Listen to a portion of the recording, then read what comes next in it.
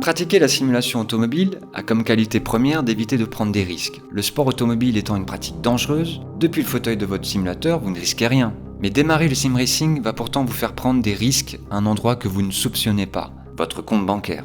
Car le sim racing peut coûter cher, très cher. En quête de performance ou d'immersion, la liste de périphériques et d'accessoires s'allonge très vite. Et les nombreuses vidéos et reviews de produits disponibles sur YouTube en attestent. Alors vous l'avez deviné, en cliquant sur la miniature de la vidéo, aujourd'hui on va parler de Base Shaker et de l'alternative au Butt Kicker. Pour encore une fois se faire plaisir, rajouter du réalisme sans craquer le porte-monnaie. Et surtout, avec la possibilité de garder cet argent pour upgrader votre PC ou un pédalier performant. Le Butt Kicker, c'est la version plug and play des Base Shaker. Aux alentours de 350 à 400 €, ce produit va produire des vibrations dans votre châssis ou sur le dossier de votre chaise. Le but est d'accroître le sentiment d'immersion et surtout d'augmenter les feedbacks de vos simulateurs préférés, de donner de la vie à votre châssis aluminium. Je l'avais essayé chez un ami et depuis c'est devenu une obsession à laquelle j'ai cédé. Le Butt Kicker, au tarif de 350 €, est livré avec son amplificateur très puissant, le haut-parleur est lui-même également très puissant, de très bonne qualité, avec une plage de fréquence plus élargie que les haut-parleurs d'entrée de gamme.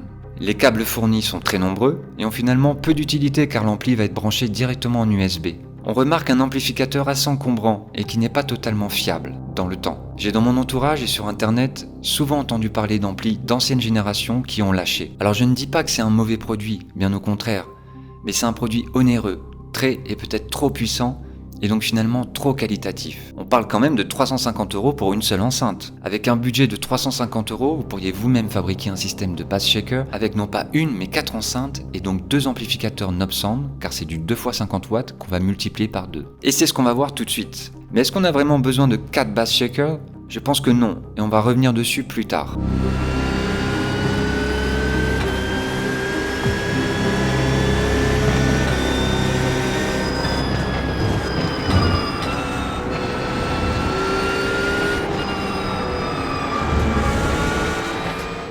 Donc pour la somme de 100 €, vous allez pouvoir vous procurer un amplificateur 2x50 watts de chez Nobsound, le NS01G Pro à 45 € sur Amazon, et un haut-parleur Dayton Audio de 50 watts de puissance maximum à 50 €, qui propose une plage de fréquence largement suffisante et très proche de l'enceinte proposée par Butt Kicker. Du coup à ce prix-là, j'ai pris 2 haut-parleurs vu qu'un seul ampli peut gérer les deux. Attention car les haut-parleurs d'entrée de gamme proposés par Amazon ont une plage de fréquence plus réduite et ne vont pas aller chercher dans les basses fréquences qui vont vraiment générer des basses de qualité.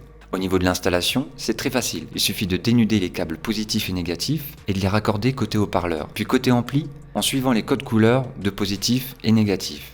Pour le montage du haut-parleur sur le châssis, je n'ai pas agrandi les trous d'origine. J'aurais pu les agrandir et utiliser directement les vis et écrous en M6 ou M8, mais j'ai choisi d'imprimer une plaque pour monter sans perçage supplémentaire sur le châssis. Pour le premier test du haut-parleur arrière, j'ai d'abord testé avec ce support que j'ai imprimé. Ça a très bien fonctionné. Mais je l'ai par la suite installé sous le pédalier. Et pour l'arrière, j'ai testé 2 autres types de supports qui vont s'insérer dans les rainures pour finalement opter pour une version verticale de ce support qui va me permettre une fixation en 3 points encore plus résistante. Les liens de ces supports sont en description dans la vidéo. L'amplificateur est vraiment de taille réduite et on va pouvoir brancher nos 2 canaux. Il a besoin de son alimentation qui est fournie avec et qu'il faudra allumer au préalable avant de brancher le câble USB. Je recommande de ne pas utiliser un hub USB alimenté car celui-ci reste allumé en permanence. L'ampli carte son Nobsound ne comprend pas bien ce mode et envoie comme un message d'alerte vocale. Pour éviter ça, il vaut mieux brancher l'ampli en direct sur un des ports USB de votre PC. On met le volume à fond et la suite des réglages et le niveau de puissance se fait côté logiciel. Avant d'arriver sur SimHub, on va renommer la carte son. On peut mettre par exemple Base Shaker. Donc après un petit redémarrage du PC, nous voici dans SimHub, où on retrouve cet onglet et dans Output, la carte son nommée Base Shaker qu'on va pouvoir donc activer. On va choisir son mode de fonctionnement, plusieurs choix possibles s'offrent à vous, et on va ensuite assigner ce qui va aller sur le canal 1, ou 2, ou 3, ou 4. Dans mon cas, donc à l'avant et à l'arrière. Et même désactiver ce que vous ne comptez pas utiliser. Et c'est dans l'onglet Effets qu'on va réellement allumer chacun des effets. Ce qui m'a totalement bluffé quand j'ai essayé un Butt Kicker, c'était ce kick qu'on reçoit quand on change de vitesse. C'est le premier effet que j'ai allumé direct. Sinon, pour le reste des effets, c'est à vous de choisir si vous vous activez ou pas. J'ai délibérément mis peu d'effets car le mieux est l'ennemi du bien. Et trop d'effets vont venir parasiter la conduite et le retour d'informations entre ce que vous donne votre direct drive ou les pédaliers qui ont déjà des vibrations On va ensuite pouvoir enregistrer un pré-réglage qui sera relié directement à la sélection au jeu et qui s'activera automatiquement quand vous choisissez un réglage SimHub dédié à un jeu. J'utilise déjà SimHub pour la télémétrie de mes périphériques, donc c'est déjà un réflexe pour moi d'activer le jeu correspondant dans SimHub. Par exemple, là je crée un pré-réglage Bass Shaker qui s'activera donc automatiquement avec le jeu WRC. C'est vraiment très cool. Pour iRacing, j'ai créé un preset vide. Pourquoi ? iRacing dispose de sa propre gestion de Bass Shaker. Et on va donc dans Options, puis MISC, et on va activer LFE. On retrouve donc notre carte son nommée Bass Shaker. Et là on va pouvoir choisir et ajuster les niveaux pour chacun des effets proposés sur iRacing. On remarque qu'il n'y a pas tous les effets que propose SimHub, comme les effets liés au Traction Control ou le Wheel Lock. En fait, iRacing ne gère pas tous les effets. Je pense que iRacing a jugé que ces effets sont finalement mal retranscrits à l'aide de basses fréquences, trop compliqués à tuner et surtout, un trop plein d'informations qui vont nuire à la conduite. Car c'est là le piège avec ces bass shakers, c'est qu'il ne faut pas en attendre trop. Et en aucun cas cela remplacera les effets subtils que l'on peut ressentir sur des vibreurs de pédales, comme sur le Fanatec V3 ou le SimMagic P1000, et qui sont des indicateurs d'information importantes. L'ABS ou le Wheel Lock reste mieux géré sur ces vibreurs de petite taille, directement sous le pied. Par contre, avec SimHub pour iRacing, on a une légère latence. Sur iRacing, il n'y en a pas. Dites-moi en commentaire comment réduire cette latence, je n'ai rien trouvé. Mais il y a bien une latence quand on utilise SimHub sur iRacing. Cependant, SimHub est extrêmement complet et va permettre d'affiner les réglages de chacun de vos haut-parleurs pour chacun de vos effets. Et cela va vous demander du temps. Du temps qui sera du temps consacré en moins à réellement rouler.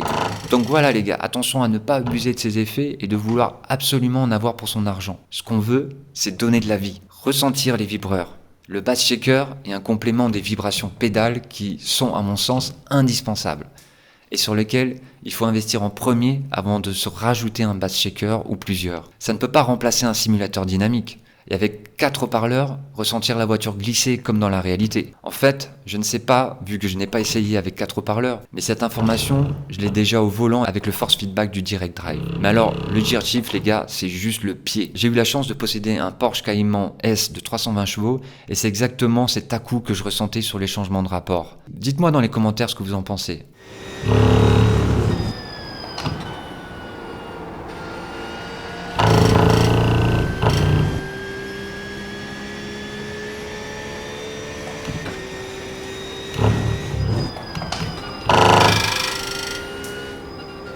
La prochaine voiture